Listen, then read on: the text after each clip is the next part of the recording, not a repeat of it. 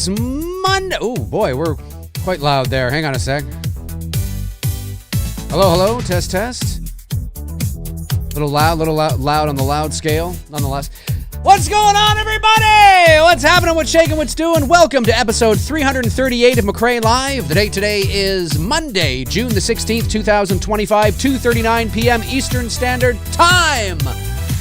What are your guilty pleasure horror movies? What are your guilty pleasure horror movies? The movies that you may be afraid to tell your friends and family about, but you can share them right here today. I want to know. If you're watching after the fact, jump into the comment section and let me know your thoughts. But if you're watching live, now is your opportunity to get into it in the chat room. I want to know your guilty pleasure horror movies, ladies and gentlemen.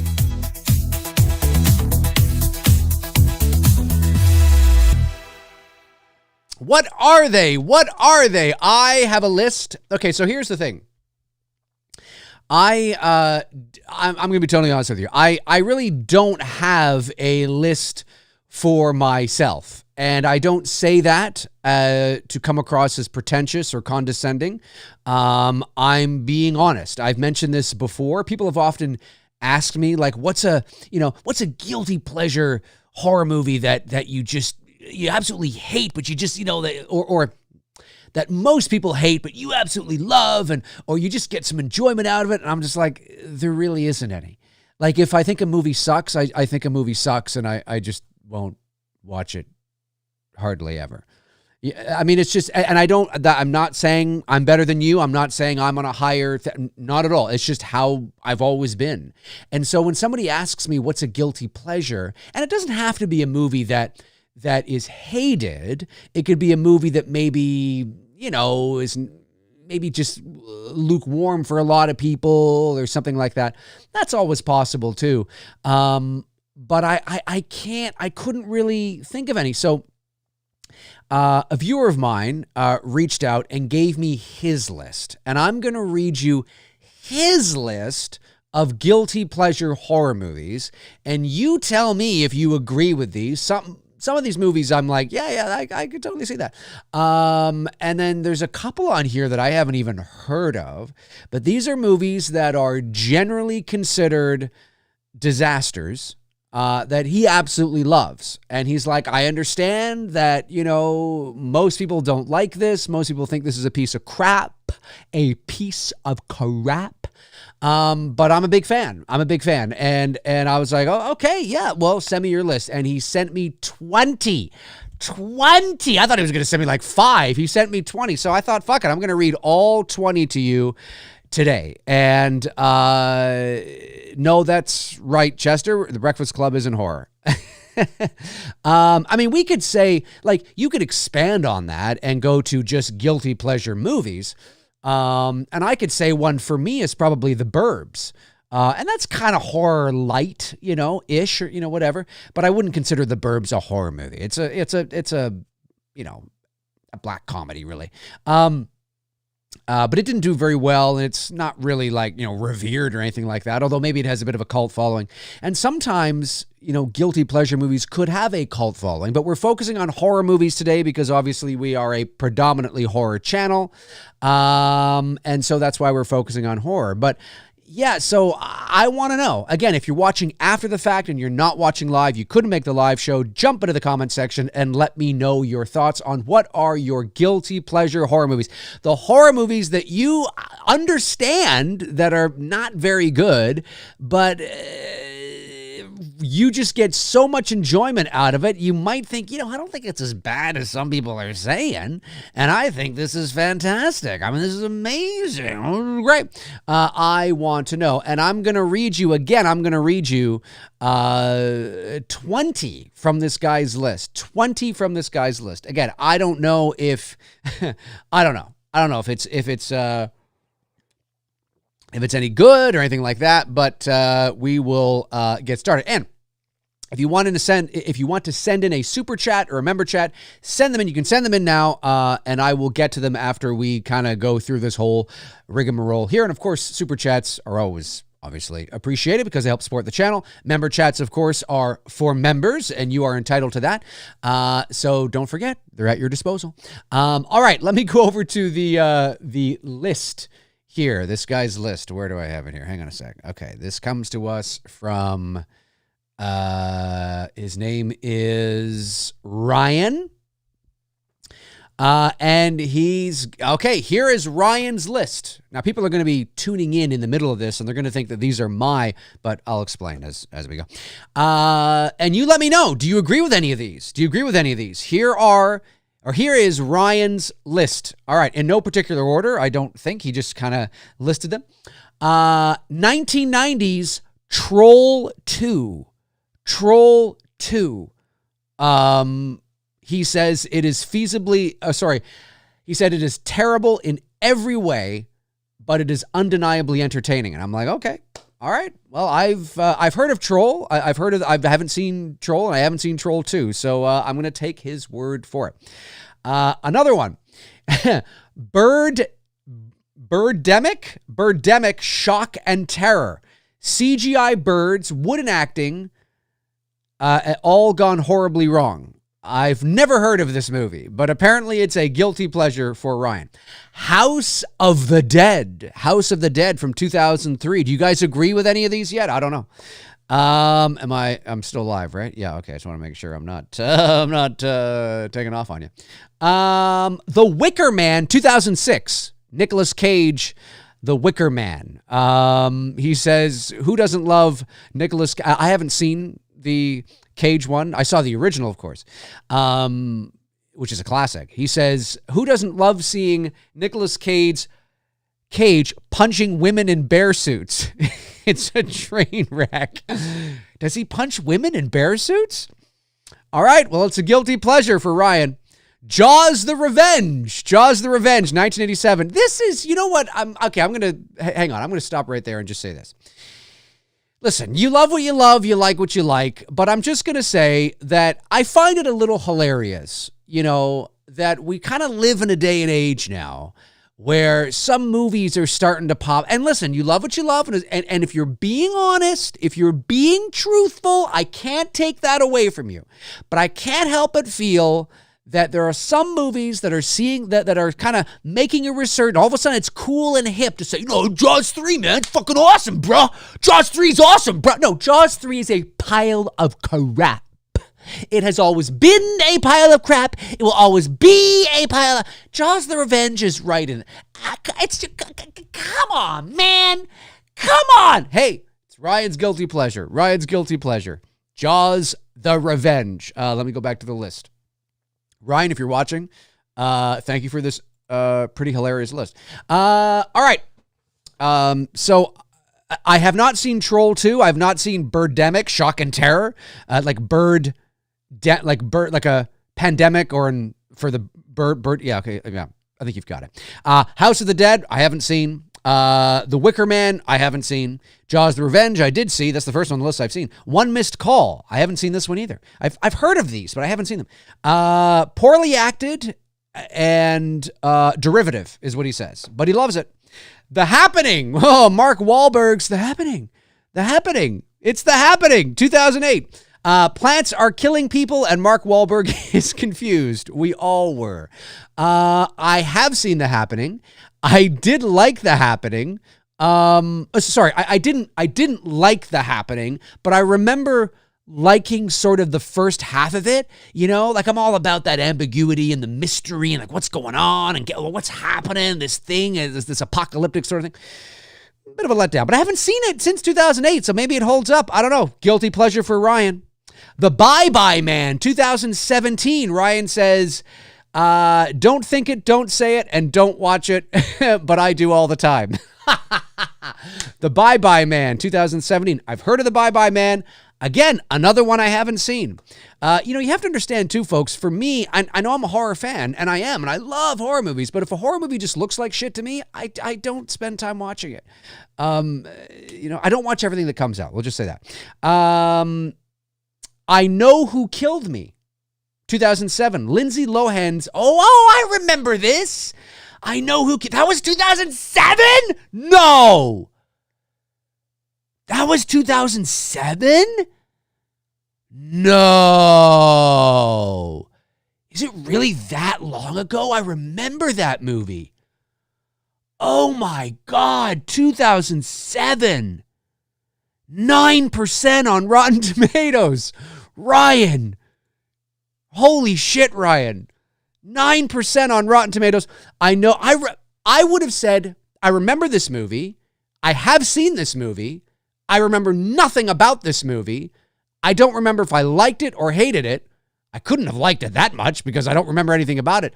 But if you had just asked me, the Lindsay Lohan movie, I Know Who Killed Me, when did that come out? I probably would have said, oh, because I know she went off the radar and then she like went overseas or something. And she was like, I don't know, she was in the Middle East doing documentaries or something. I don't know. A very weird life she's lived. But she's back with Freakier Friday coming out soon. I would have said 2015, 2014. You know what I mean? Like, that's what I would. 2007? I was 28? Holy shit, man. Time is flying. Okay. Listen, I think I've seen the first Leprechaun. That's the one with Jennifer Aniston, right? I've seen that one. If that's the first one, I've seen that one. I haven't seen it since it came out. So probably since I was a teenager. But, because I think it came out in 93. And I know there is a Leprechaun series. I do know that it spawned a franchise and there's a Leprechaun series. I do know this. But I did not know that this was one of the titles. I have not seen this movie. But he says the franchise went from silly to embarrassing with Leprechaun in the Hood. Leprechaun in the Hood. By the way, folks, if you're just joining me, again, these are not my guilty pleasures. These are from a viewer named Ryan who sent them in. He's got 20 of them here. We're going through them. And he says, I know a lot of these are bad, but he says, I love these movies and I can't help but watching them. So I'm like, all right, here we are. Let me see. Let me get back over here. Leprechaun in the Hood. I don't even know what would that movie even be. Anyways, fear.com. Oh, by the way, Leprechaun in the Hood was from 2000.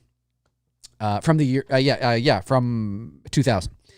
Fear.com from 2002. I remember the movie. I have not seen the movie, but he likes it. Alone in the Dark, 2005. I remember Alone in the Dark. I remember that one. I have seen that one. Blood Rain, 2005. Haven't seen that one. It's the thumbnail here today. The Texas Chainsaw Massacre, The Next Generation, 1995. Matthew McConaughey, Renee Zellweger. McConaughey and Zellweger, ladies and gentlemen, probably... He says they probably want this movie erased. Do they ever talk about it? Like, do we know what they think of this movie? Do they embrace it, or do they kind of steer clear of it, like how Paul Rudd tends to steer clear of Halloween, The Curse of Michael Myers? I don't know. I have seen it, and not in years. I don't really remember much of it, but I don't particularly remember liking it. Hellraiser Revelations, 2011. He says, this is bargain bin sequel stuff and the non-Doug Bradley Pinhead. Okay. I don't know. Are you guys agreeing with these? I mean, do you guys like some of these? Are you digging them? Are you loving them? Slender Man from 2018. We're almost done here, folks. Slender Man from 2018. He says it's a rushed, worthless take on a once creepy internet legend. I do remember that was such a sad story too. If you know the real story, because wasn't it the real story that where those two girls lured her friend into the woods or something like that, and they stabbed her not to death. She actually survived, but wasn't Slender Man the cause of all that, or they were into the whole? Wasn't it? Was that Slender Man, or am I thinking of something else? Anyways, I haven't seen the movie. I remember when it came out, and I thought it just looked like ass, so I didn't bother seeing it. Prom Night 2008, a remake devoid of suspense, gore, or charm, but I love it. Okay. Ryan, I'm starting to question your standards here, Ryan. I'm starting to question whether you have any. Because if you love these movies, if you love these movies, how do you love the movies that are good? I don't know. Anyway, it's the whole thing. Silent Hill Revelation 2012. He says it's dull, it's confusing, and a major step down, but he likes it. And then Manos, is that how you say that? The Hands of Fate, 1966. Oh, wow. I've never heard of this movie. Often cited as one of the worst films ever made. Really? I'm going to have to look this up. I've learned something today. That's really cool. Of course, sometimes what ends up happening is I'll look something up and read about it and be like, oh, yeah. Oh, I know this. Sometimes that happens too, but it's not ringing any bells off the top of my head. But there you go, Ryan. Thank you so much for sending that list in. That's really, really cool. A lot of these I haven't seen because, well, they're crap. And so I, but there's a few in here I have seen. So I really appreciate you sending that list in. Again, if you're just joining us, folks, this is not my list. At the top of the show, I said that it's hard for me to actually, find guilty pleasure horror movies. I mean, I'm sure if I really looked hard enough, I might be able to find it, but it's tough. It's tough because I don't really watch bad movies. I try to steer clear of movies that I think look sort of like they're not gonna jam with me. And I know that sounds sort of maybe silly for some, but that's I don't know, kind of how it goes. Let me see here. Super chat. 2 super chats did come in. Let me get them. TB Productions, $1.99 says, TCM, The Next Generation is a favorite of mine. There you go. It's a favorite. Amazing. Kratos War sends in $4.99. Thank you, buddy. Says, Halloween 5, Freddy's dead, Jason goes to hell. Most of the major slashers I like, all their movies. I grew up watching them on AMC Monster Fest. Yeah, well, you know what? I mean, nostalgia definitely plays a big part. I mean, it's tough. I think, again, it's that nature versus nurture. It's based on your experience. This isn't a one-size-fits-all sort of thing. And how you come to really appreciate movies or like movies all depends on it can depend on your age. It depends on your introduction to, horror. What are the first horror movies you ever watched? The circles you sort of associate in. Your parents as well. And the era for which you came up. I often say, not that I'm old, but I'm, 46. I'm 5 years away from 50. So I'm old enough to remember being a kid in the 80s. And, when I got into these franchises, I mean, when I got into horror, there was no such thing as Child's Play. Chucky didn't exist. If you had said to me, Chucky, who the hell's that? There was no such thing as Chucky. There was no such thing as Pinhead. There was no such thing as, certainly Ghostface. And so, when I got into horror in like 84, 85, maybe 80, I was probably about 4 or 5. So I was so maybe 83, 84. I was just a little kid. There were only 2 Michael Myers movies. No Freddy Krueger. When I got into horror, there was no such thing as Freddy Krueger. And a couple of Jason films, right? And then, of course, so you sort of go on from there, and then you see the trajectory, right? Like you see, and nostalgia plays a big thing for me too, but you see that trajectory of how you sort of grow with the horror and with what's hot and what's not in times and things like that. And by the time you get to Freddy's dead or Jason goes to hell or whatever the case is, you've already grown up with you're like, what the fuck? If your introduction to the franchise is Jason goes to hell or Jason takes Manhattan or Freddy's dead or, whatever the case is, well, then you might be a little more lenient and have a little more nostalgia for those later films because that was your introduction. You're like, well, I know I fucking love Jason Takes Manhattan, man, because you remember sitting there as a little kid watching it in 1989 and, you're like 6 years old.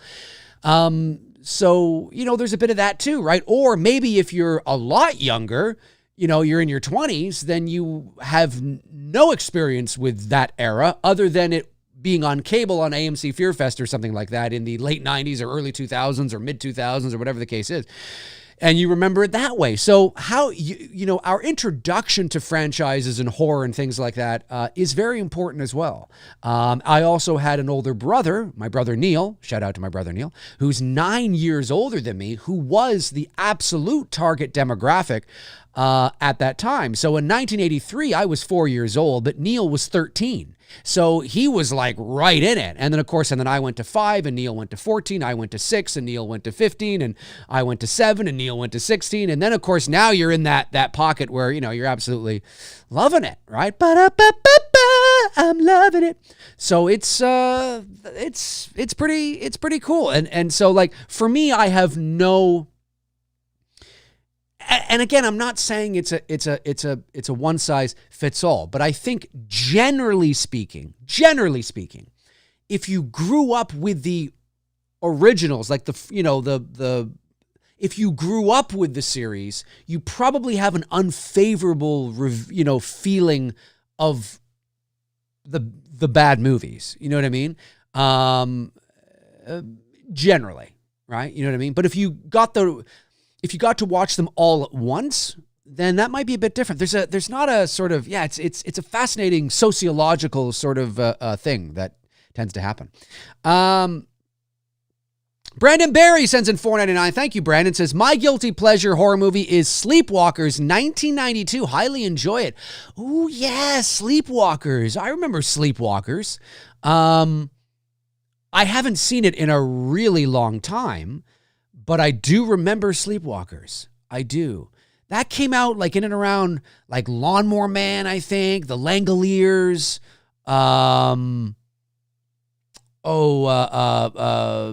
There's a couple others in there too that I think it came out. Sean Sheridan, movie review, says, I still know what you did last summer. I like it. There you go. Yeah, that'd be a guilty pleasure because that's considered one of the... Now, a really guilty pleasure would be I'll Always Know What You Did Last Summer. I mean, that's the 2006 straight to DVD release. That would be like the ultimate, sort of thing. But yeah, I mean, it's interesting. DM, what's going on? DM sends in $4.99, says Jason X and Halloween 5 come to mind. Yep, for sure. I mean, that definitely, those are classic ones, right? Classics. Like I would say not to diminish your take, but I would say those are, a little more traditional, a little more classical sort of answers, right? Jason X, Freddy's Dead, Halloween 5, Halloween Resurrection. I mean, those are kind of our go-tos. But there are a lot of people that like them. I mean, Chris Stanley, Cosplay Chris, he's a huge fan of Freddy's Dead. Huge fan of Freddy's Dead. Now, I think he's a pretty smart guy. So I think he recognizes the issues that the movie has. And most people that's why they're guilty pleasures, because you understand why it's a guilty pleasure, right? You understand. But for you, it just doesn't seem to bother you as much as it bothers other people. But I think Freddy's Dead is just, I'll be honest with you. I would rather watch Halloween 5. And you guys know that I like to rib on Halloween 5. But I would watch Halloween 5 30 times in a row over Freddy's Dead. I just think Freddy's Dead is just a colossal dumpster fire. I just can't. It's so hard for me to watch. It's so hard for me to watch because it is so much beyond what Freddy and Elm Street was. Even from 5, it is a, you see it in every installment, but Freddy's Dead is just like, it's a Roadrunner cartoon. It's just, I feel like I'm being insulted when I watch that movie. You know what I mean? Like, I feel like really? Like, this is what we're doing? What the hell is this piece of, really? Do you know what I mean? Like, I can't watch. I mean, yes, I can watch it, but it's painful for me to watch. Like it's hard for me to actually, it's painful. No screaming while the bus is in motion. It's just so like, what are we doing? You know, I'll get you in your little, and he's on the broomstick and the whole, and like what? And then, nice hearing from you, Carlos, you know, and the whole chalkboard thing. I'm just like, like, it's just, had the series started out like that, then Freddy's Dead would be an amazing installment. But it's just stupid. I can't get behind it. I can't get behind it. Oh my Lord. Davey Deathray, what's going on, Davey? Been a member for 20 months. Sends in a member chat, says Halloween, the Curse of Michael Myers. Ooh, particularly the producer's cut. I find myself enjoying this one more and more every time I watch it. Well, you know, Davey, you're not alone. There are fans out there that do appreciate the producer's cut more than the theatrical cut, because the producer's cut was the sort of original intention, and obviously you get more Dr. Loomis. And there are things that are different. The music is a bit different, and I even think the color is a bit different, and it is noticeably different. It's not one of those things where you watch and there's just like one scene that's different. It's noticeably different, but it's not so noticeably different that it makes a difference to me, really. Do you know what I mean? Like, yeah, I guess if you were to ask me, do you prefer the producer's cut or the theatrical cut? I might say, well, you know what? I probably prefer the producer's cut. But at the end of the day, it's like saying, do you prefer, Nestle chocolate milk or Beatrice chocolate milk? And it's like, well, you know what? I might pick Nestle. But they're both chocolate milk. Now, I love chocolate milk, so maybe that's a bad example. But I'm just trying to use an analogy of it's the same. It's generally the same. And so it's not like you watch the producer's cut and you're like, whoa, this is a completely different movie with a completely different outcome. No, it's the same story. It's the same thing.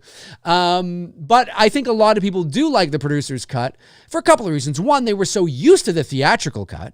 And there was this legend about this producer's cut that nobody ever saw.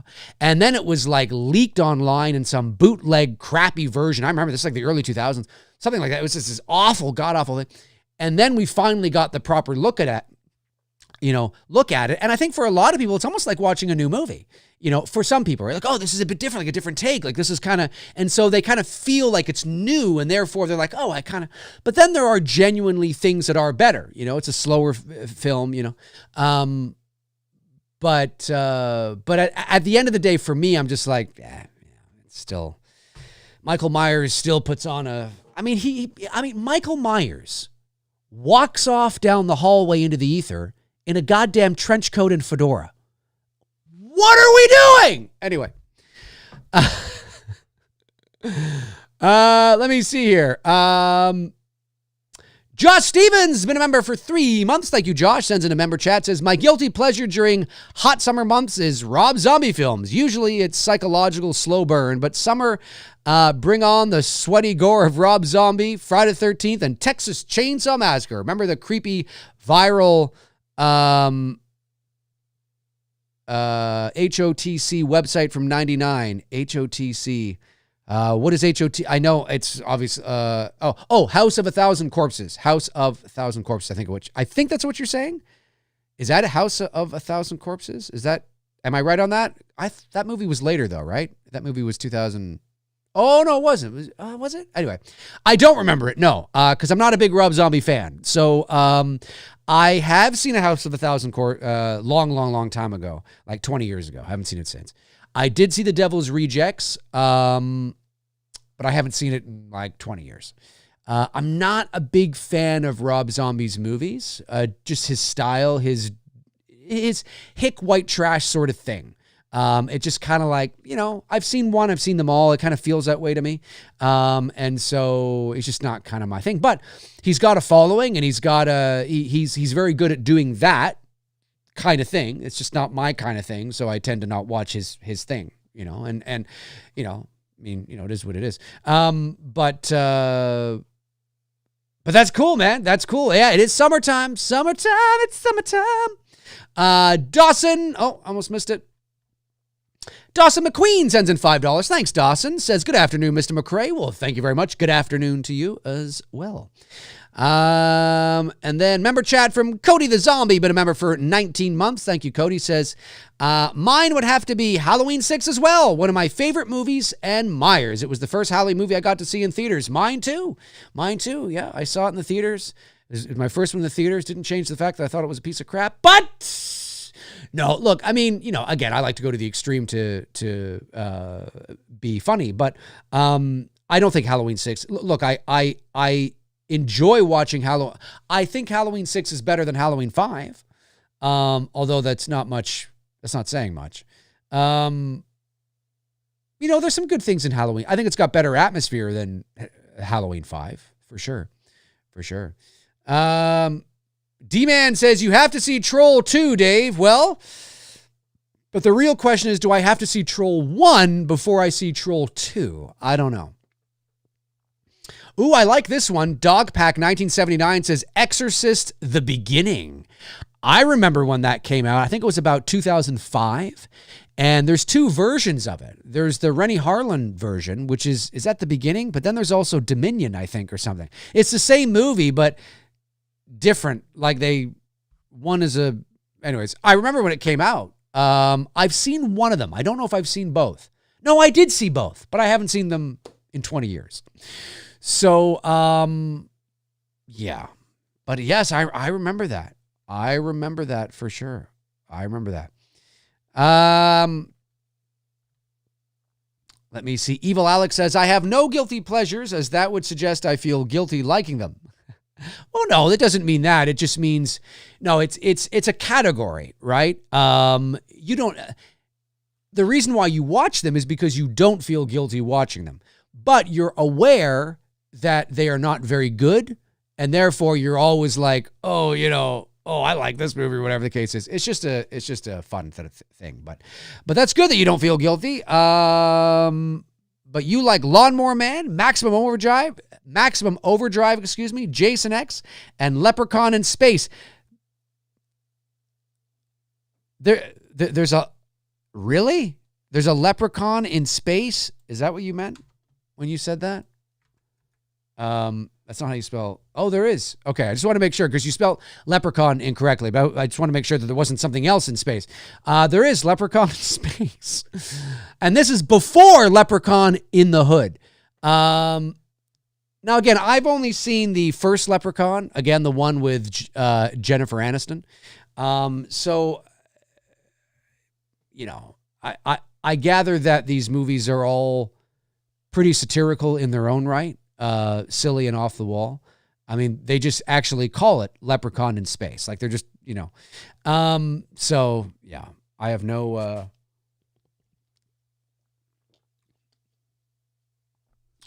reason to watch them.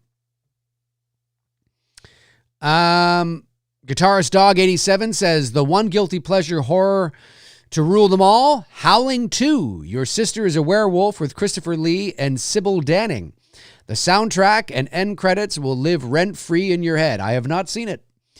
I've seen the first Howling, obviously, but I've not seen part 2. Melissa Wildcard says, only a couple movies ever scared me, still to this day, and are Cujo. It, Halloween 2, and Darkness Falls. Those are good ones for scary movies. Let me see here. Geeked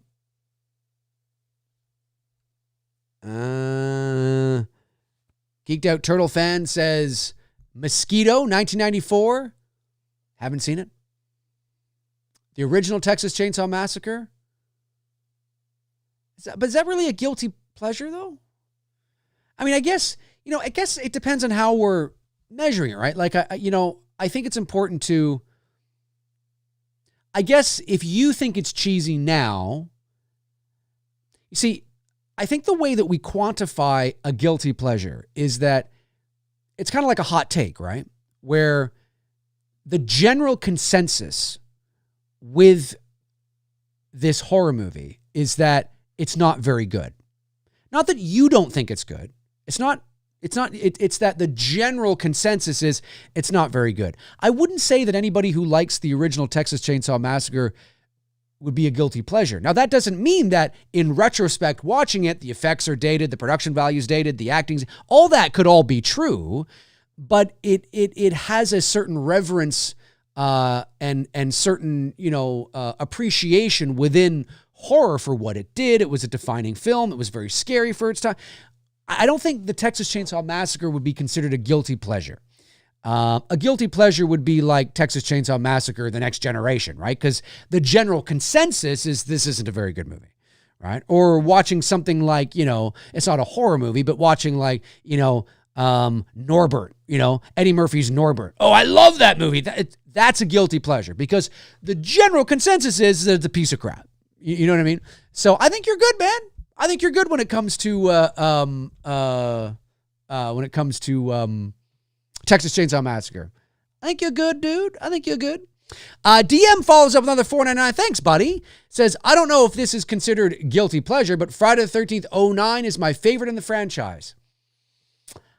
I don't think that would be considered a guilty pleasure. I don't think so. I mean, maybe a soft guilty pleasure. Soft guilty pleasure. Yeah. But I wouldn't say it's the perfect example of a guilty pleasure.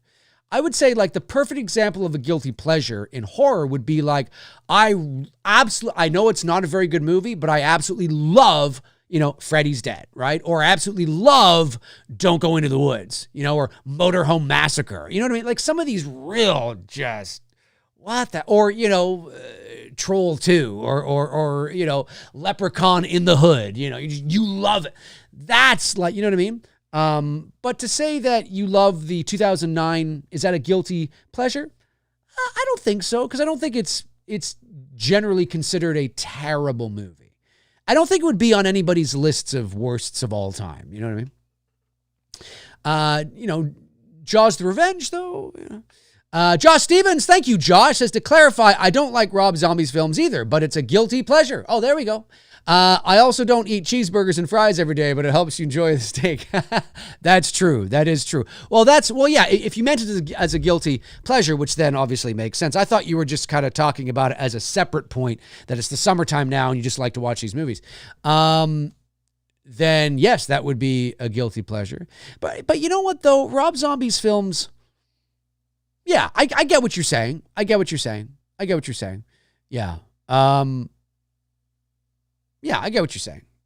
Those are good. That's good. Bran Hall says Halloween Resurrection. That'd be a guilty pleasure. Perry Nunn says, my guilty pleasure has to be Rumpelstiltskin 1995. Ooh, I know the movie you're talking about, but I've never seen it. That's interesting. I like that answer. That's out there. That's out there.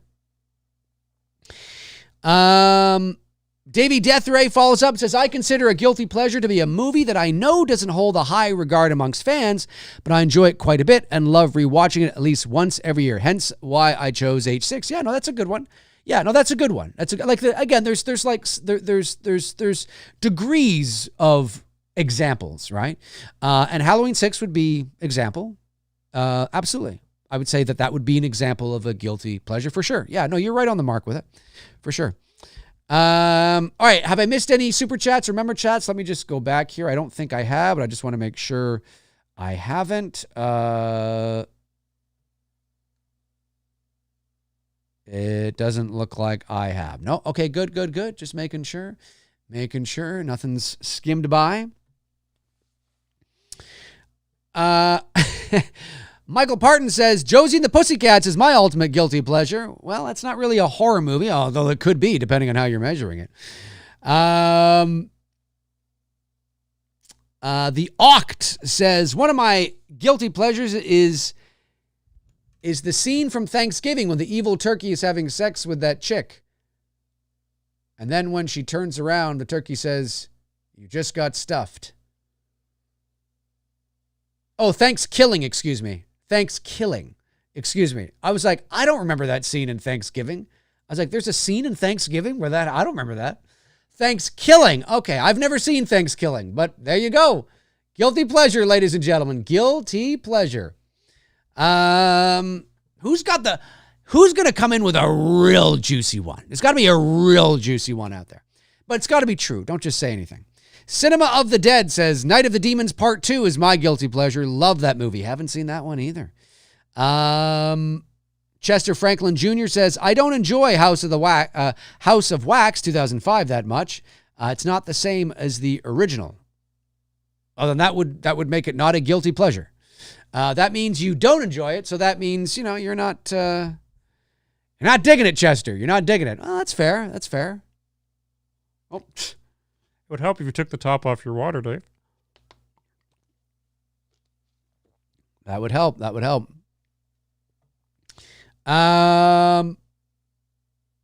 me see here. Let me scroll back.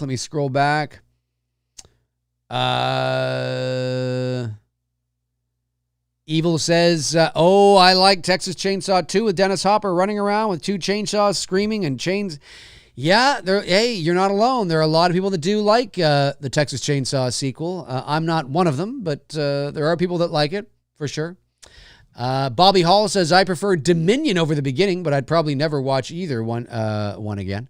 Talking about the Exorcist sequels or prequels from 2005. Scared Straight Production says Batman and Robin would be a guilty pleasure. It would. If we were talking about just movies in general, yes, that would be a good example of a guilty pleasure for sure. Melissa Wildcard says Scream 136 guilty pleasure. I don't think those would be guilty pleasures. Unless you just hate the movies. But again, Scream 1, even 3, and even 6. When it comes to the Scream films, unless you're just being facetious, maybe you are. But when it comes to the Scream films, I know there are people that don't like 3, and I know there are people that don't like 5 and 6. But they're not like Scream. Again, we can say anything we want about the Scream franchise, but they've yet to have their Halloween 5. They've yet to have their Halloween Resurrection. They've yet to have their Freddy's Dead. They've yet to have their Jason Goes to Hell. They haven't had it yet. Now, that doesn't mean it's not coming. The more movies you make, you could say that it's inevitable that one day there's going to be a Scream film, and maybe it'll be Scream 7. I don't know. Probably not, but you never know. You never know. We could watch and be like, this is just, and there it is. And there it is, ladies and gentlemen. They've jumped the shark.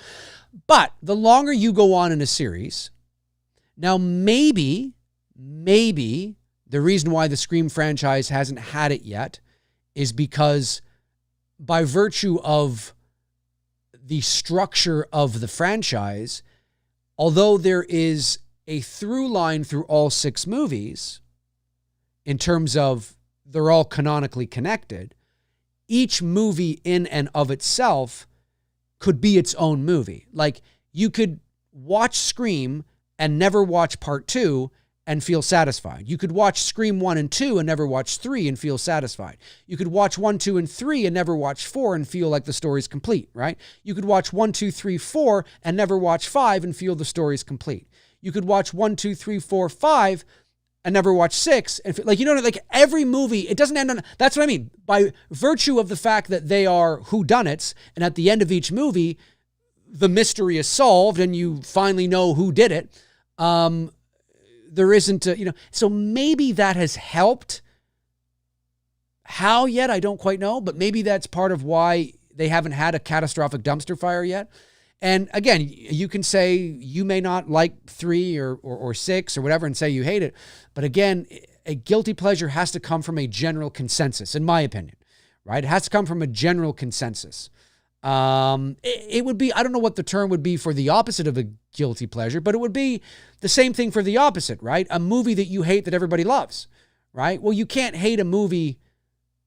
Like, the idea is that the general consensus would be that this is an amazing movie, but you don't like it, right? And so that's how I and Scream 1 is considered one of the classic greatest horror movies of all time. And so I don't know if that, but maybe it's a guilty pleasure for you personally, on a personal sort of, more of a narrow kind of personal thing, maybe perhaps. I don't know. Oh, hang on a sec here. I'm having difficulty keeping up with the chat. There we go. It's not, hang on, not scrolling down. There we go. Scrolling. Keep that scrolling going. Evil Alex says Final Destination also has solid horror franchise. You know, I've only seen the first Final Destination. I haven't seen any of the others. I might have seen one of the others. The log one, you know, the famous log one. I've seen that one. What one's that? Part like 38. But I haven't seen the whole thing. But I remember when the first one came out and I thought it was good. It was fun. Part of the problem too is that when it comes to franchises, like I've only seen the first like 4 Saw movies. I haven't seen any of the others. And one of the reasons why I'm behind in a lot of franchises is, and this should be no surprise to anybody who's watched me. And again, I don't say this in like an elitist way. This is just who I am. There comes a point in franchises when I just am done. I'm tired. Like, I'm just like, Saw 38. It's like, oh, God, I don't care anymore. Like, we've done this, you know? And I kind of get to that point. And they were making a Saw movie every year. And I just was like, I just don't care. Okay, I'm done now. You know? Yeah, but Dave, Saw 10 is amazing. I'm sure it probably is good, but it's not enough for me to sit down. So the problem I find is that when I get so behind in certain franchises, you have to dedicate serious ass to couch time to be able to catch up.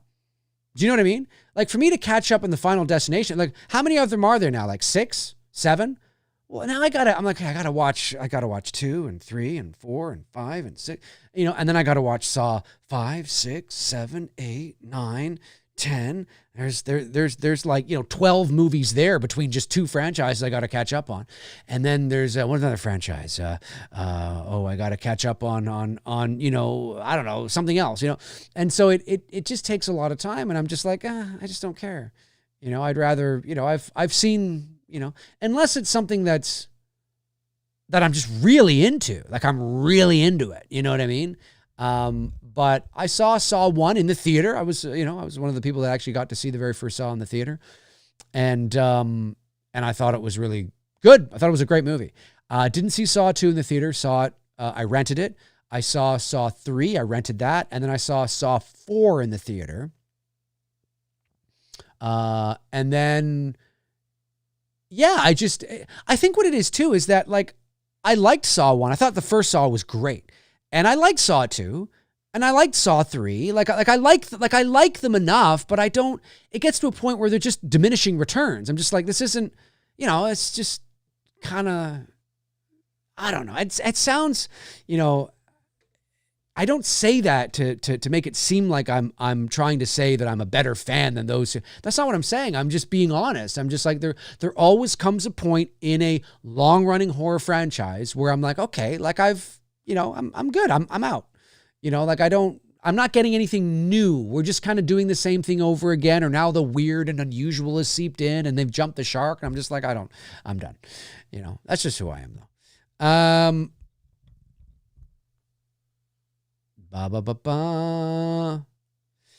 Let me see here. Michael Parton says the second Silent Night, Deadly Night is more superior than the first movie. Okay. Texas Chainsaw 3D is a guilty pleasure for me, says TB Productions. All right.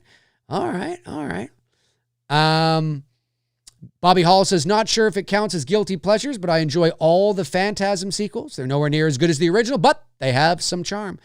I'm not sure. That's a good question. I know that first Phantasm is obviously, you know, kind of considered sort of a classic in its own right. But I'm not sure what the general consensus is on the sequels. I'm not entirely sure. Yeah, it's a good question. I'm not entirely sure. Like I could say this, like I again, this isn't horror. This is just more broader when it comes to movies. But if I wanted to say, just based on the pulse of the fandom and how they see this film, but if I had to pick just, you know, off the top of my head, a guilty pleasure, I would say guilty pleasure, but with a little star beside it for me. I would say for me would be The Rise of Skywalker. I still like the general consensus is that it's way worse than The Last Jedi, and I categorically disagree with that. I don't think The Rise of Skywalker is a good movie necessarily, but I think it's a better Star Wars movie than The Last Jedi. And I can, I don't want to go into it here because that would be a separate, video and I would, thing, but I could defend that. I could talk about why. And so, but I know that it's just hated. It's all, worse than The Last Jedi. And I'm just like, well, what are you talking about? It's not great. And yeah, they should have done this, that, or the other, but it's still, I get much more enjoyment out of watching that movie than I ever have watching The Last Jedi. And so that would be like I guess it would be a guilty pleasure. Or a hot take too, even a hot take. That might be a hot take. But yeah, it's interesting. God, it's so funny. It was the Boogeyman. Sends in $2. Thank you. Says, what's up, Dave? Are you going to see 28 Years Later? I might. I forgot. It's coming. Is it coming out this weekend? I might. I wanted to brush up. I got to see the original in the theater when it came out. Absolutely loved it. I haven't seen the follow-up, 28 Weeks Later. So I was hoping to watch the original again, then 28 Weeks Later, then go to the theater to see 28 Days. So I don't know if I'm going to get there to see 28 Days. I'm not 100% sure, but maybe. We'll see. Josh McKenna, what's going on, Josh? My man, Josh. Sends in $1.99, says, not horror, but my guilty pleasures, Twilight movies. I think that's awesome. I really do. I saw I was dating a girl who was really into them. And this is 2009 or 10. And she wanted to go see them. Or see the last one, whatever the last one was called. And I don't know if it was divided into two movies, right? I think. I can't remember if we saw the first chapter of the two or the last chapter.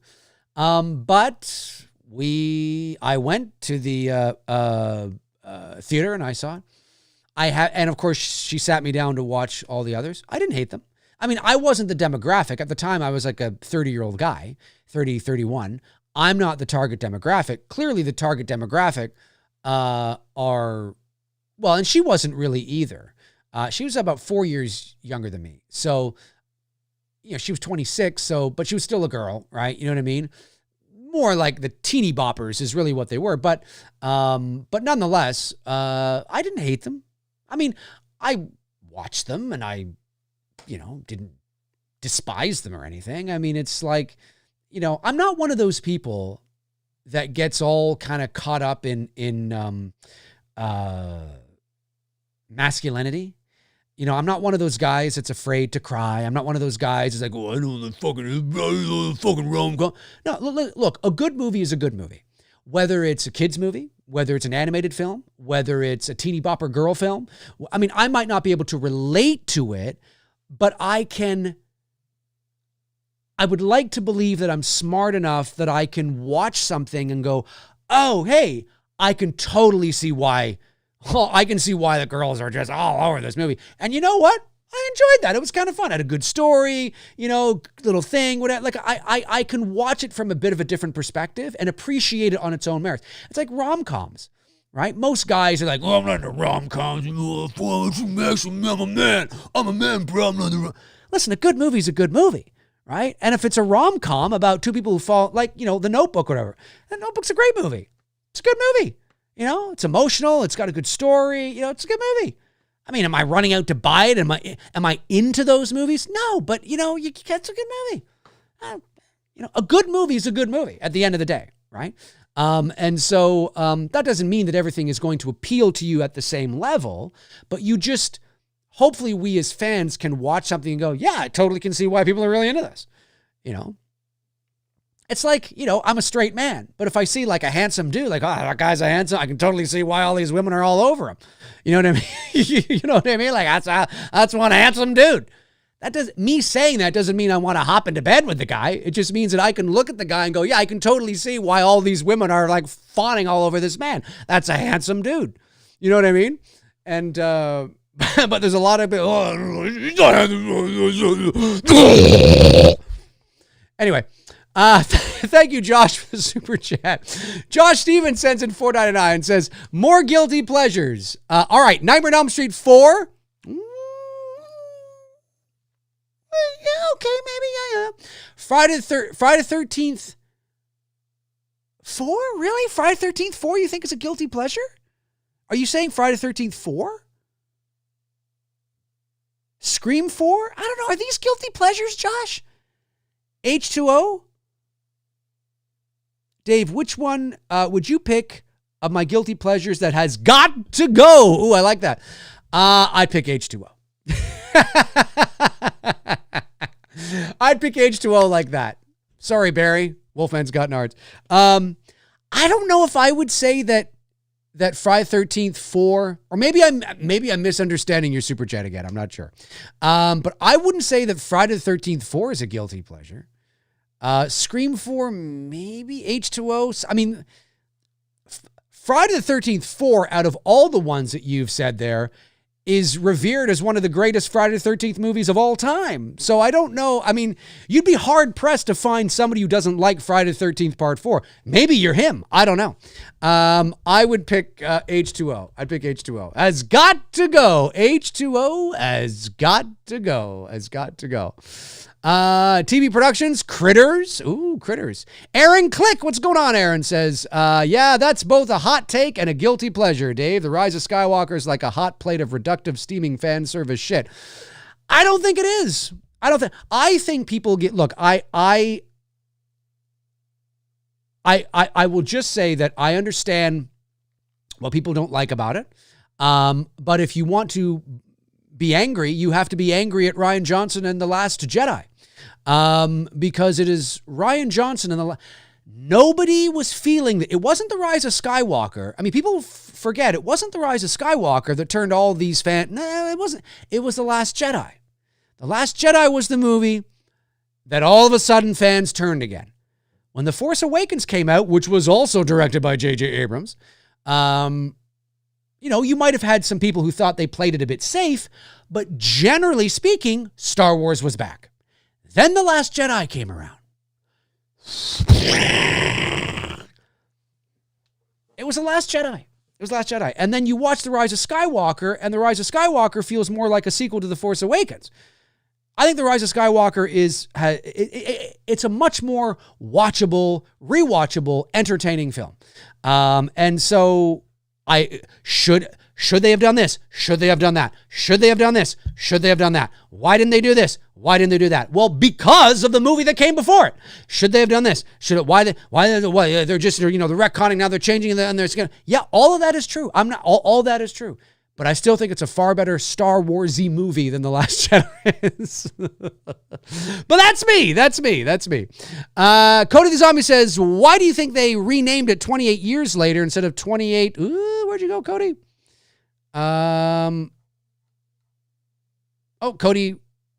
Cody just retracted the message. Okay.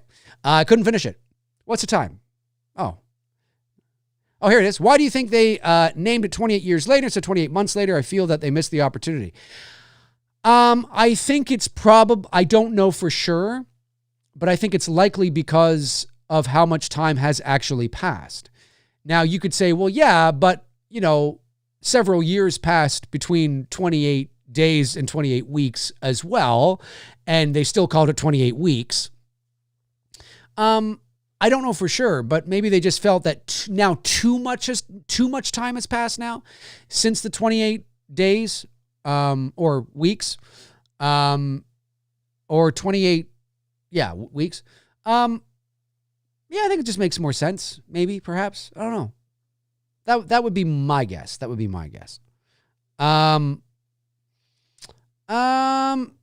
Logan Reynolds says, Dave, did you see my super chat? Oh, I didn't. Let me see if I can get it. Sorry, Logan. Thank you for reminding me. Let me see it here. There it is. $1.99 says, both Nun movies. I'm a big fan of Valak. Ooh. Okay. Yeah, that'd be a hot take. That's a hot take. You're a big fan of Valak? Well, hey, Valak's a cool character. Valak's one of those characters, though, that I don't know. And this is one, I haven't seen either of the Nun movies, by the way. And that might shock you. Here's the thing.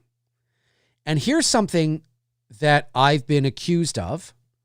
From time to time. But let me also just say this. I will never say a movie is shit that I have not seen. So why haven't I seen either Nun movie? Okay.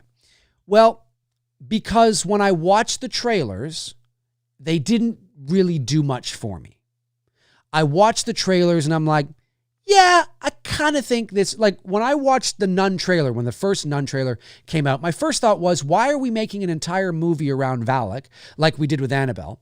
And they're auxiliary players. They don't necessarily work without the, anyways, but I'm like, okay, they're doing this. And when I watched the trailer, I thought, this doesn't do much for me. It's not doing for me, like I'm not going to go pay to see this movie. And so I didn't go see it. It just didn't, I didn't go see it. And then when it came to like, I don't know if it's ever been on Netflix or whatever, but when it comes to streaming, to Netflix, to Prime, whatever, I just, I'll see it. I'm not interested enough to watch it. Now, maybe there will be a day where I'm sick, I'm on the couch, I'm like, The Nun's on Prime. Let's watch The Nun. You know what I mean? Like maybe that's how it's going to happen.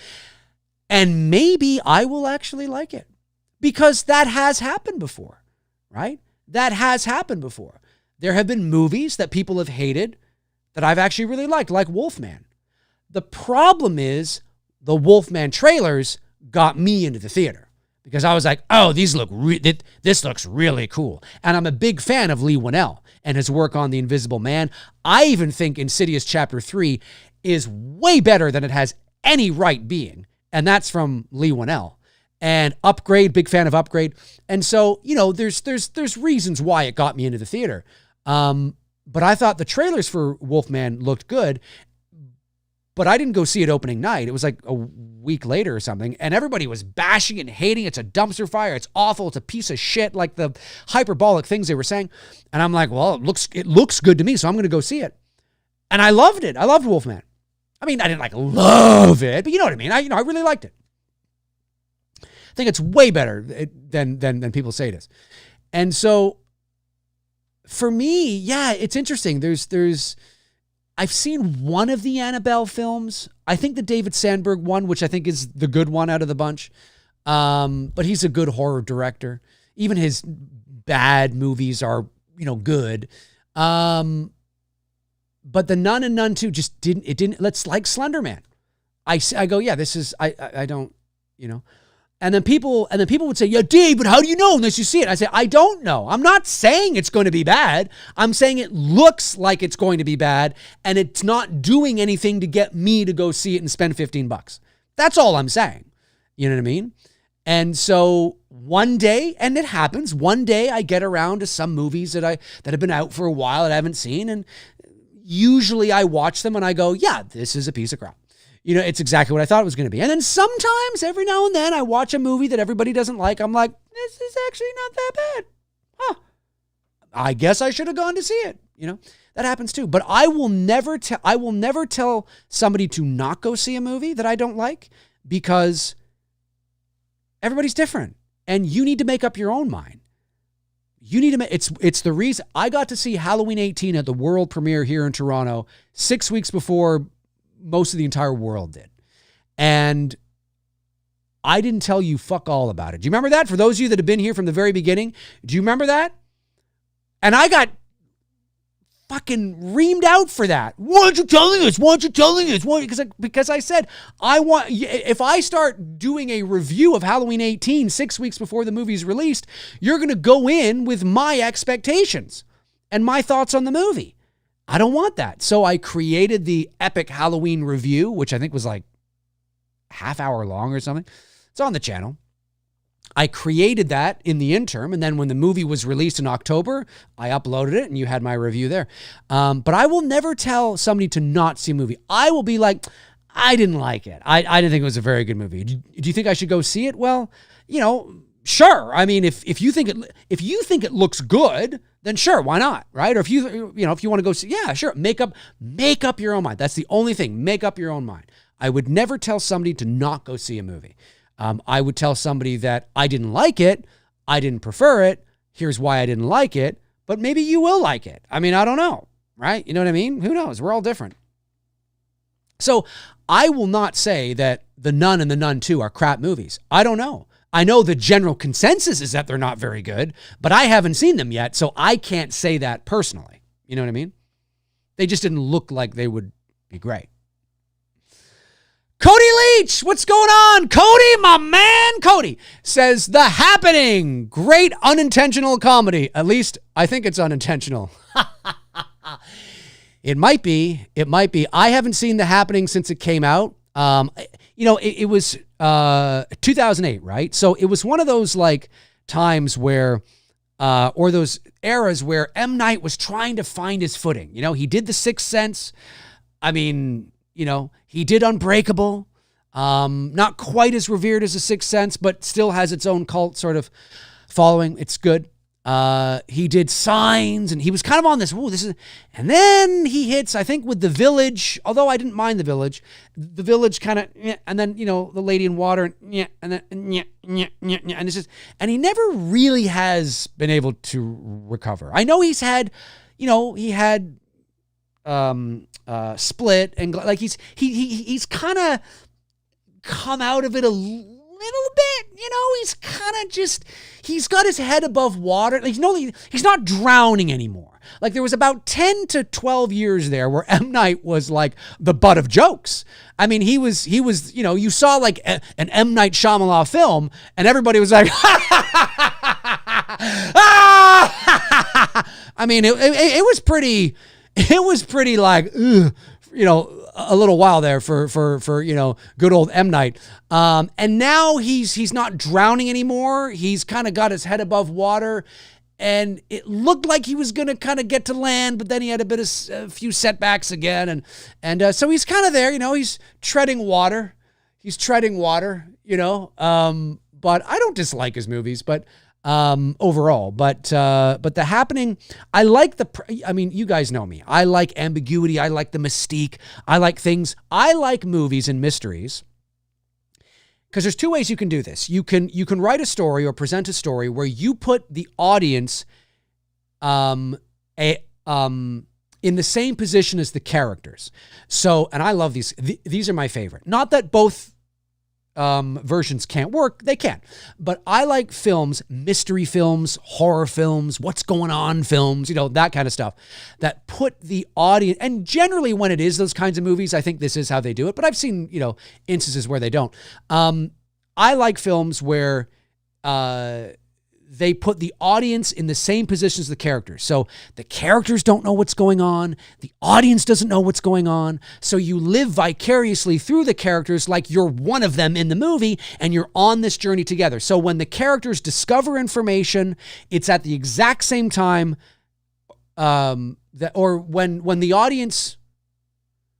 Let me try this again. So when the audience discovers information, it's at the same time the audience does. The characters do, right? So you're on the journey together. You know what I mean? You're not ahead of the characters. But there are stories and films where the audience knows information already that the characters don't. And so there are no surprises necessarily for the audience. You just now are enjoying watching the characters discover what you already know. And those movies can be great too. But The Happening was one of those movies where you didn't know. You're like out there with Mark Wahlberg. You're like, what's going on? Is it this? Is it that? What's happening? What is happening? And it's like this Twilight Zone thing or something, and then, it became what it became. And you're like, and you know what? I got to say, I don't think it being the trees or being what it was is a bad thing in and of itself. It's just, it's all sometimes in the presentation, the execution, and yeah. It wasn't very good. And that was bad. And then he went off and did, I think he had like Avatar: The Last Airbender, and yeah, he had that one with Will Smith. What was that one? And his kid or something? That was when people were laughing in the theater at his name. Like late 2000s, early 2010s. That was like, ooh, that was rough for M. Night. That was rough for M. Night. Good to see you here, Cody. Sorry if it took me a bit to get to your question or statement.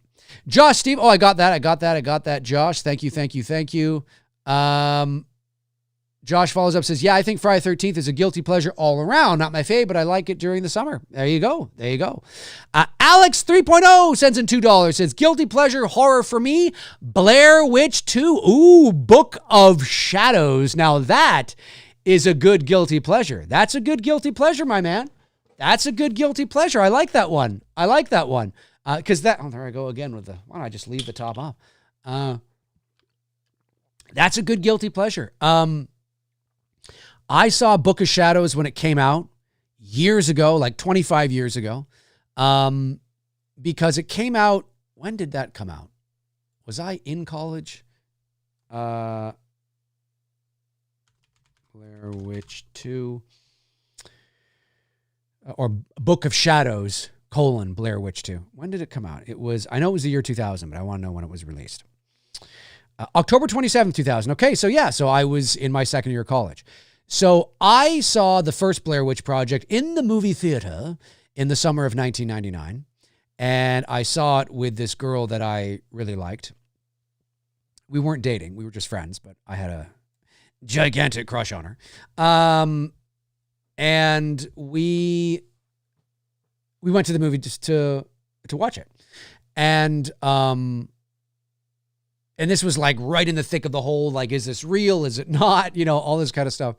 I think by the time we had seen it, we knew it wasn't real. But I remember, so I was part of that whole Blair Witch hysteria. And then I went off to college, and it became what it became, right? The Blair Witch Project, a cultural phenomenon. And then Blair Witch 2, Book of Shadows, Blair Witch 2 came out. I was in my second year of college. And I think me and a bunch of my friends, I think we all went to the local theater, the theater in the mall, a mall theater. And we watched it. And I remember thinking, this is a piece of crap. Like, it obviously very different. It wasn't found footage. It was a very different thing altogether. And so it wasn't found footage, right? I don't think so. I don't remember it being. Anyway, but it was not very good. And I have to say, I have not seen Book of Shadows, Blair Witch 2 since. So let's say I went opening night. I don't think we did, but let's say we did. I have not seen Book of Shadows, Blair Witch 2 since October the 27th, 2000. Nearly 25 years ago. I don't even really remember anything about it. Like, I don't recall anything. A campfire? I think there's a campfire in it. Alex Shambach says, Dave, could you say Jeepers Creepers is a guilty pleasure because of its notoriety? That's a good question. Truly suspenseful and terrifying in scenes with a genuine horror villain. That's actually a great question. Because the first Jeepers Creepers, despite the issues with its director, and that whole thing, but the first Jeepers Creepers is a really good movie. And I don't think the general consensus is that it's a bad movie. And I'm not one of those people. And look, I respect both sides. Okay. If you are somebody that cannot separate the art from the artist, I respect that. And there may be instances, because I think there may be instances where I couldn't either. The The issue is that I saw Jeepers Creepers long before I knew anything about, what's his name? Victor Salva. I didn't know anything about the director. I didn't know anything about his, I don't want to say it here, but, because I don't want to get dinged. But if you know, you know. And let's just say it deals with kids. So if you didn't know, now you know. A truly disgusting, horrific thing. Well, when Jeepers Creepers came out in 2000, I'm not saying there weren't people that did know. I'm not saying that maybe you knew. But the internet was still relatively in its infancy. Now, when I say infancy, I mean it's before social media. This is before smartphones. This is Yahoo chat and Hotmail. You know what I mean? I mean, this is where we are, right? And so and so I had no idea. When Jeepers Creepers came out, I didn't know that its director had that he was an awful person. I didn't know that. I watched the movie and I really liked the movie. I was like, this is really cool. This is cool. It's like a new slasher. This is really cool. And it was years later, maybe around the time that Jeepers Creepers 2 came out, which I think was about 2006, 4, 5, somewhere in there. I watched that movie too. That's the one that takes place on the school bus, right? I thought that was okay. I thought that was all right. But I think it was in and around that time, because the internet, social media was out now, and it was I think it was in and around that time. Let me just make sure. Was it chat room's probably going to let me know anyway, but I want to say Jeepers Creepers 2. Oh no, excuse me, 03. Why did I think 06? It was 03. It was 2003, excuse me. Chat room's going to yell at me for that. It was 2003. Okay, so still before social media. So no, I probably saw the first 2 Jeepers Creepers films before I ever knew anything about the Victor Salva thing. And so once that all came out, I was like, whoa, oh shit. But I can still watch Jeepers Creepers and enjoy it on its own merits for what it is. But if you're somebody that can't, I don't hold that against you. That makes sense to me. It totally makes sense to me if you're somebody that cannot do that. Totally makes sense. I don't know for sure why. Again, I'm not going to dive into the sociological and psychological, kind of layers of why this could be, because I'd have to do research on why. Maybe it's because I watched the movies before I ever knew that, and therefore maybe that's why it's easier for me maybe than some people. But then that doesn't mean that there wouldn't be people out there that watched them before as well and now don't watch them because, do you know what I mean? So it's all but just because I could watch that film doesn't mean that I condone, you know what I mean? It doesn't, I could watch The Usual Suspects and it doesn't mean I condone bad behavior from Kevin Spacey, it doesn't, so, yeah, it's a touchy subject, but I totally support whatever way you go on it. It doesn't, it doesn't matter to me. It makes sense to me from both angles. So is it a guilty pleasure? I would say no, because the general consensus is that the movie is actually very good. But because of the director, it's one of those things that you always feel you have to qualify. You have to preface before you sort of say something about it. Because now it's really out there. When the movie, it wasn't out there. I mean, yes, of course people knew, but it wasn't out there in the way that it is now. And so you could talk about Jeepers Creepers and probably Jeepers Creepers 2 in the early 2000s, very early, before social media, before smartphones. I mean, really before. Like I said, at this time, if you're old enough, if you are old enough to, remember, at this time, the internet was Yahoo. Yes, Google was around, but Yahoo was still kind of the dominant thing. Yahoo chat, Hotmail, and MSN Messenger. I mean, this was the internet for all intents and purposes, right? And so, nobody knew. I mean, it was very, you know what I mean? And so, but now everybody knows.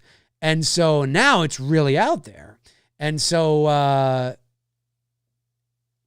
yeah, it's a touchy thing.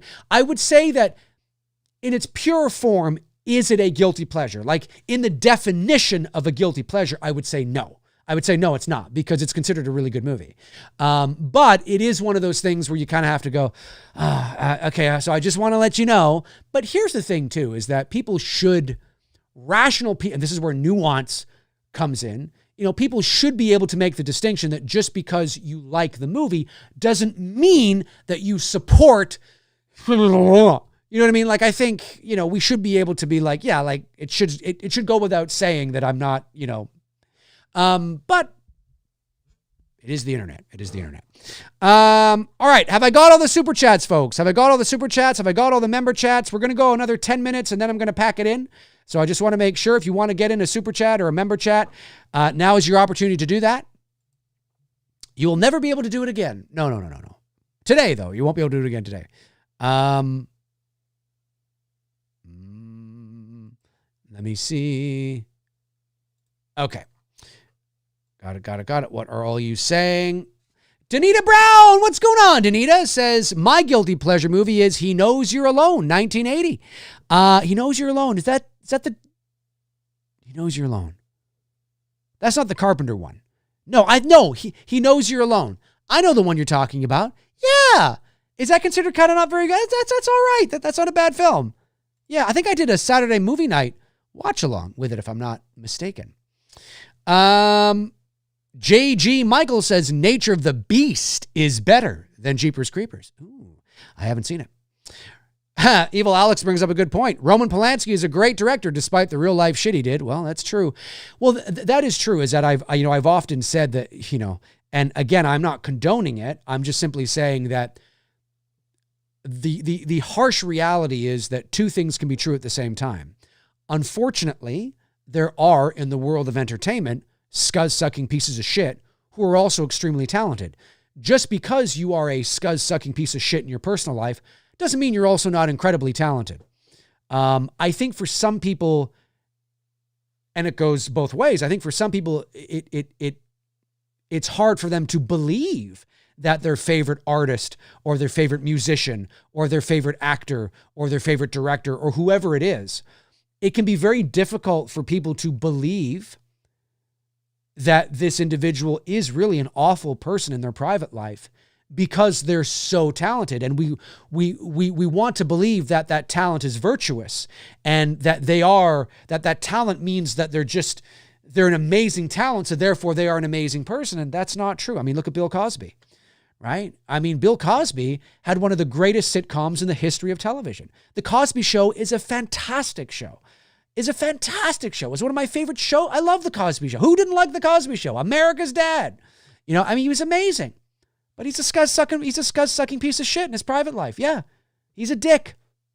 That's putting it lightly. There's lots of, I won't go into a whole thing about it, but there's lots of things. And so two things can be true at the same time for good and for bad, but Hitler can come out on TV and say 4 times 4 is, what is 4? 16. I was like, what's 4 times 4 again? Or say like 2 plus 2 is, 4, 3 plus 1 is 4, 5 plus 1 is 6. I mean, and he's not wrong just because he's Hitler. He's right. Hitler can come on TV and say, I think the original Halloween's a great movie. Well, he's right. He's not wrong because he's Hitler. I mean, that's an extreme example, obviously. But you know what I'm trying to say, right? You know what I'm trying to say. And so it's one of those things where, yeah, unfortunately, there are awful people that make great art. There are awful human beings that make great art. And the art is not great just because who it's made by, unfortunately. But if that means you have to protest and say, I can no longer watch this movie that I think is great because of the person that made it or is in it, that's not necessarily something I feel necessarily, but I don't not support. I get it. I understand that. It's not woo-woo to me to think that, you know what I mean? So it is what it is. It is what it is.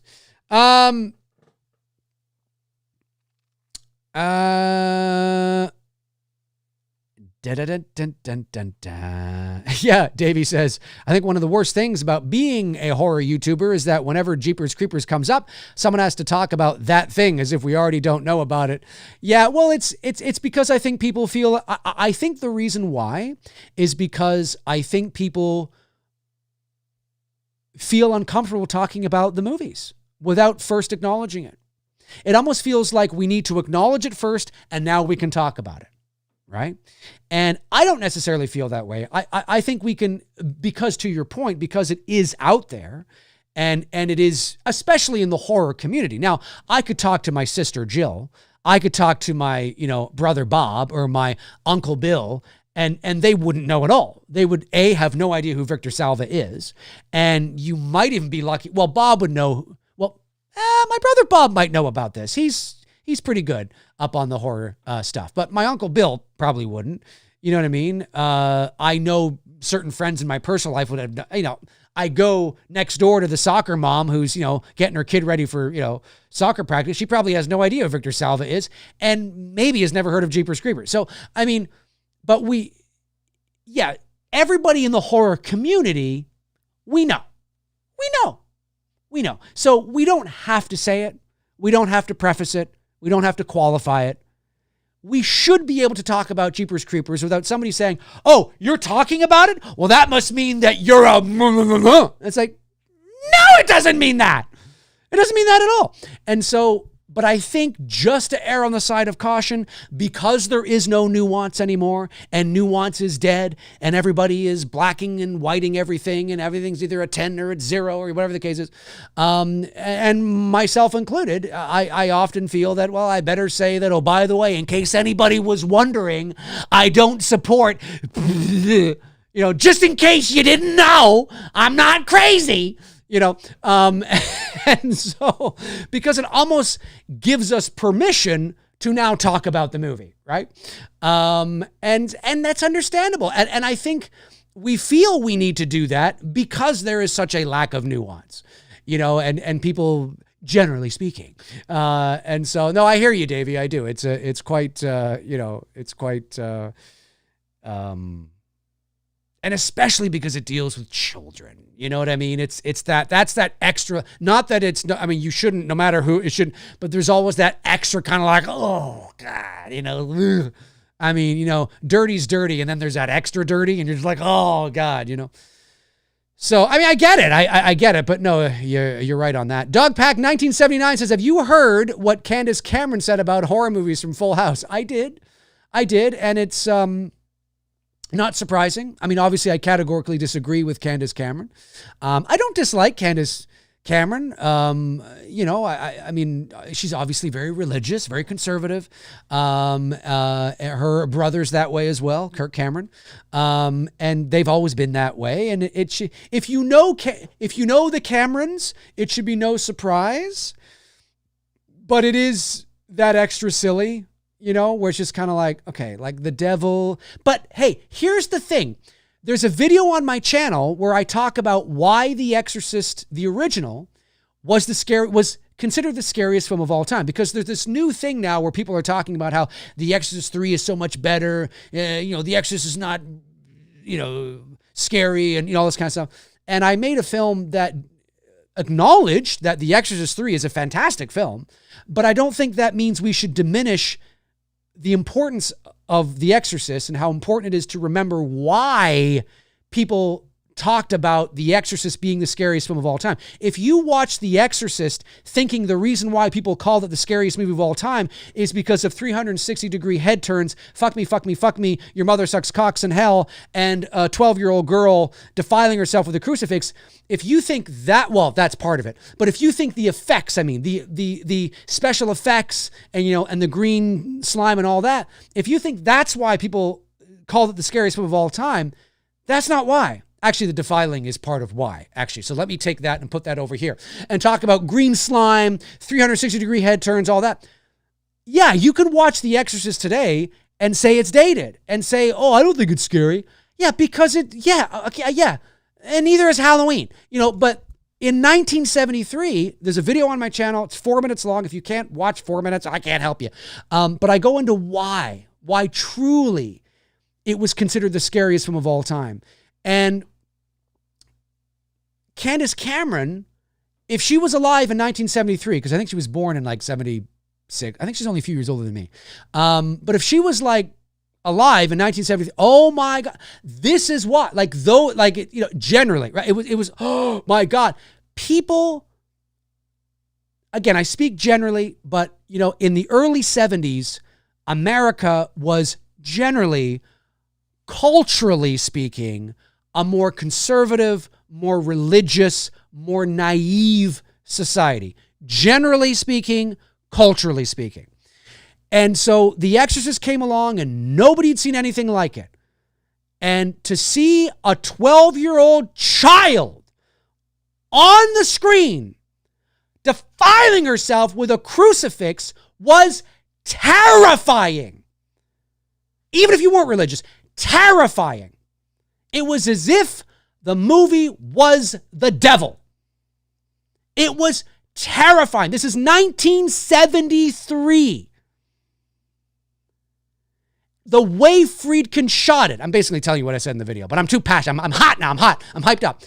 The way, you know, but if you want it in 4 minutes, go watch the video. Friedkin shot the movie. He shot it like a documentary, right? The slow, insidious burn. This thing between science and faith.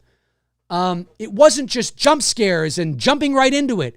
It was this insidious crawl. It's the 70s. It was terrifying because of the implications of what it meant to a society at that time. People really did leave the theater. That wasn't hype. People were leaving the theater. They were again, I'm not everybody, obviously, but I'm saying, I mean, you know, it was a far more night. It was terrifying. It was terrifying. That's why it was called the scariest of all time, because society, a large portion of society, did not see it as a movie. They saw it as a warning. What would happen if the devil could possess your 12-year-old child? What the fuck would you do? Nobody had seen anything like it. Your mother sucks cocks in hell. A 12-year-old girl. What the fuck? It was terrifying. You can't even imagine what that would have been like. Oh my God. It wasn't the effects. So if you think it's because of the effect, I don't think it's scary. That's not, I mean, listen, I personally still think the effects hold up today pretty well. I think the makeup effects look great. But if you're somebody who is younger, who is used to today's modern sensibilities and modern effects, yeah, I get it. I get it. Green slime, you know, pea soup, right? I get it. You know? But Jesus, is that movie still great. It's still eerie and atmospheric. It's not the same kind of movie as The Exorcist 3. The Exorcist 3 is more psychological. It's more internal, right? It's not that The Exorcist isn't internal, but it's more of a psychological thriller. The Exorcist is different. It's got layers that Exorcist 3 doesn't quite have. And you could understand why people were terrified of this movie. Nobody, folks, just remember, nobody had ever seen anything like it. It was terrifying. Parents were going home to their 12-year-old children. I mean, I can't, you're not going to see that. God, it was terrifying. Not to everybody, but I'm just saying, at that time, culturally in America, a much more conservative, naive, religious society, generally, culturally. And so you look at Candace Cameron, which is why we're talking about this, that Candace Cameron, because she's talking about how horror movies can be evil. This is why. Now imagine if all horror movies didn't exist and The Exorcist, like, it was so terrifying. Oh my God, it was terrifying. Brandon Collins, I don't know if he's in the chat right now, but he shared, I just want to read this actually because this reminded me. Brandon Collins, one of our great moderators, he commented on that video that I posted the other day. And let me just go to it here. He made a comment that I want to read. I think it was Brandon. Maybe it wasn't. Let me just go here. I want to read his comment. I think it was Brandon. Was it Brandon? It was. Okay. Brandon said this. He says, this is on a comment on my video from the other day. He says, at my last job, I worked with an older man who was very religious, but also loved movies.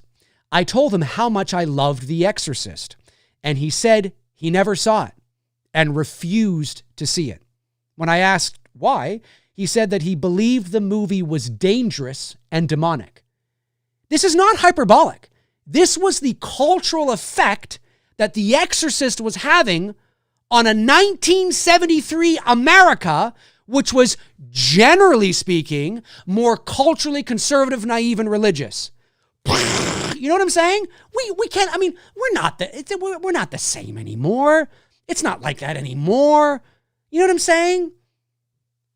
He said that he couldn't even look at pictures from the movie because he found them to be too much. I explained to him that it wasn't just a horror film, but that it was a movie about a man who finds his faith in God again that was lost, which is all true, which is great, and that it was a very positive message about Christ, which in some ways it kind of is. He still wasn't moved. He says he still wasn't moved. That's the difference between 2025 and 1973 audiences. And so just keep that in mind. If you're new to horror or if you watch The Exorcist and you go, I don't think it's that scary, you have to understand why people were saying it was scary. They're not saying it's scary because of, a jump scare every 5 minutes, or gore all over the place, or, that's not why.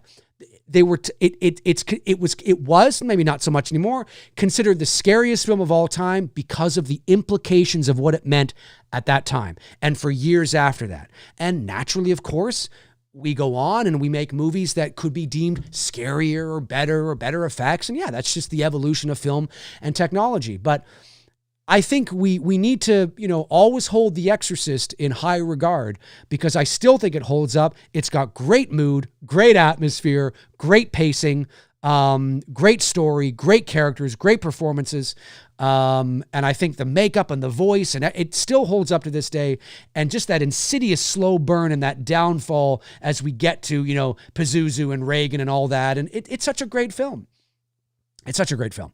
And so we can love The Exorcist 3, but I don't think we need to suddenly turn and go, well, The Exorcist is not the...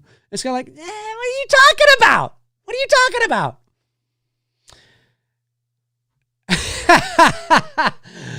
Josh says, just imagine Candace Cameron watching Terrifier. Oh my God. Somebody has got to get Candace Cameron watching.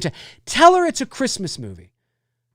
Tell her it's a Christmas movie. She's in all these Hallmark, Christmas movie. Tell her it's a Christmas movie about people who are terrified that Santa Claus is not going to show up. And have her sit down and watch the movie. That would be amazing. All right, I've got all the super chats. Hang on. Mellow the Great 13 sends in $2, says The Collector and The Collection. Are they bad movie? Are they considered bad movies though? I'm not sure. I haven't seen them. But I've heard, I don't think they're considered bad. Are they? But thank you for the super chat and sending that in. Appreciate that. And then I think I've got all the super chats. I believe I have got them all here. If I'm not mistaken, I believe so. It looks like it. So listen, folks, that is going to do it for me here on this episode of McRae Live. I want to thank you all for tuning in today. Thank you for the super chats, the member chats. I really appreciate it. Remember, if you want to become a member here on the channel, just hit that join button and become part of the McRazies. Would love to see you become part of the McRazies. That is going to do it for me, folks. Really appreciate your time here. Listen, if you're watching after the fact, jump into the comment section. Let me know your thoughts on some of your guilty pleasures in horror. I would really like to know, or you can let me know your thoughts on anything I had to say here today. I would like to know. Just jump into the comment section and write away. Folks, or type away, I should say. That will do it for me. Have a great rest of your Monday. Happy Monday, start of the work week. Hope you're doing well, and I will talk to you all very, very soon. Alrighty, folks. In the meantime and in between time, I will talk to you soon. Cheers.